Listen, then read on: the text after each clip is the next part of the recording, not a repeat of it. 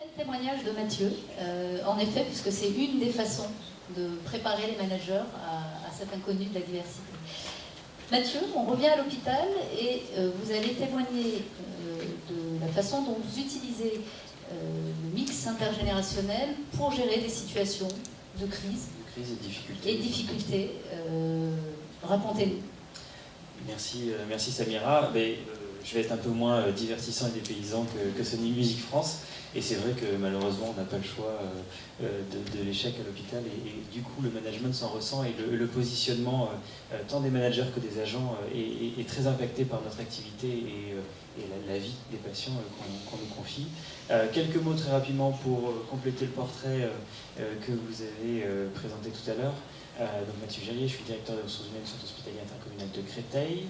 Créteil, c'est beaucoup d'hôpitaux, c'est 3 établissements qui sont dirigés de façon différente. D'un côté, le CHU Henri Mondor et ses établissements rattachés au sein du groupe hospitalier Henri Mondor, donc Albert Chaumier notamment sur la commune de Créteil, et puis nous, un établissement du régime général qui n'appartient pas à l'assistance publique, qui est le centre hospitalier intercommunal, un établissement qui a été fondé en 1937 sur la commune de Créteil, avant même que Créteil n'existe, entre guillemets, en tout cas le Créteil que l'on connaît.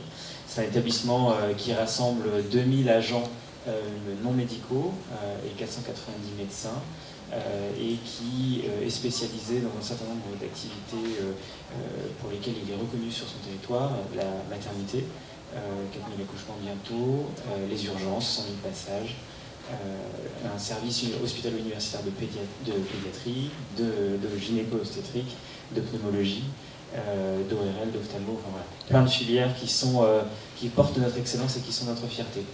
Je suis également vice-président de l'ADRES, l'association pour le développement des ressources humaines dans les établissements sanitaires et sociaux, qui est l'association des acteurs RH à l'hôpital et qui a l'occasion d'ailleurs d'organiser des manifestations un peu comme la vôtre dans cet amphi même, puisqu'on sera présent le 7 mars pour parler fusion des directions RH et affaires médicales pour ceux que le sujet intéresse. Alors, le management intergénérationnel, c'est un sujet qu'on a abordé de longue date à l'adresse. On avait fait une conférence aux rencontres RH en 2013 sur ce sujet-là, avec une vraie problématique à l'hôpital, puisque l'hôpital a connu au début des années 2000 une révolution de palais, révolution de la gouvernance, révolution du système de tarification et de financement, révolution de la qualité, révolution de l'organisation interne. Et donc, management intergénérationnel aussi, parce que ce changement d'organisation, il a changé les façons de voir les agents au sein des services. On est passé, pour ceux qui connaissent, des surveillants au cadre, du directeur qui était plus exécutant à un directeur plus patron, etc. Donc beaucoup de représentations qui ont changé et qui ont pu évoluer positivement ou négativement selon la capacité qu'avaient les différentes générations et les différentes populations à se positionner. Et donc sur la crise, la difficulté qu'on a rencontrée, c'est que finalement, dans un certain nombre de secteurs, le changement d'organisation de l'hôpital, le changement quelque part de valeur ou de rythme ou de relation aux patients qu'on a vécu avec la mise en place de la T2A, elle a conduit à des départs massifs de certaines catégories, un renouvellement générationnel important, avec dans certains secteurs des renouvellements très homogènes, des équipes très jeunes qui se sont retrouvées toutes seules à gérer des situations pas très faciles, avec cette absence de transmission intergénérationnelle dont ont parlé les personnes qui ont pu intervenir avant moi, que ce soit à Necker, soit à musique ou ailleurs. C'est vrai que des équipes parfois se sont retrouvées composées uniquement de personnel de 30-35 ans, jeunes infirmiers nouvellement formés, avec la nouvelle maquette d'organisation, face à des problèmes compliqués. Et c'est une difficulté qu'on a rencontrée à Créteil, dans le service d'oncologie, puisque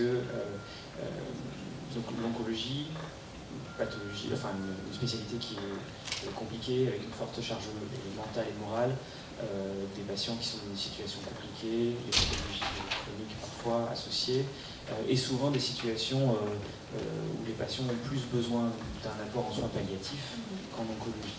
Et mettre une jeune équipe, 25, 30 ans, pas forcément formée précédemment dans un service d'oncologie, face à la déchéance que peut représenter la fin de vie, soit palliatif.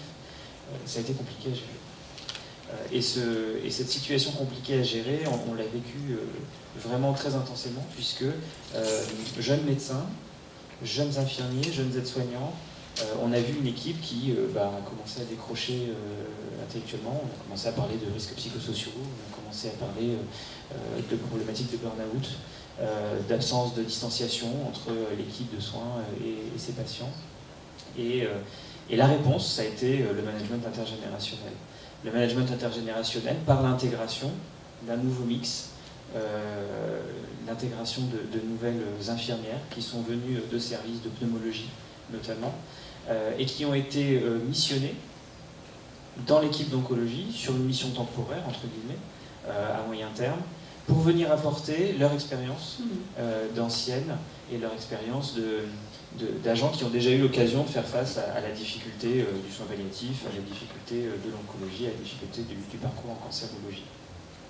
Et je rejoins ce qui a été dit précédemment. Finalement, ce n'est pas une question tellement de génération, le management intergénérationnel, que de façon avec laquelle on a été formé, dès l'école primaire, le collège, le lycée, comment on a vécu ces années d'école d'infirmiers, d'école d'aide-soignants, avec des maquettes de formation qui ne sont pas les mêmes, avec des accents qui ont été mis sur d'autres choses, et parfois pas des manques, mais des scopes qui ont changé au fur et à mesure des évolutions pédagogiques, des parcours des professionnels, et pas forcément assez de recul. Et donc, la réponse à la difficulté au burn-out, au risque d'échec, à l'impression d'écrasement d'une équipe, ça a été le management intergénérationnel, l'intégration dans une équipe trop homogène d'un élément plus mature, plus senior qui a pu guider l'équipe.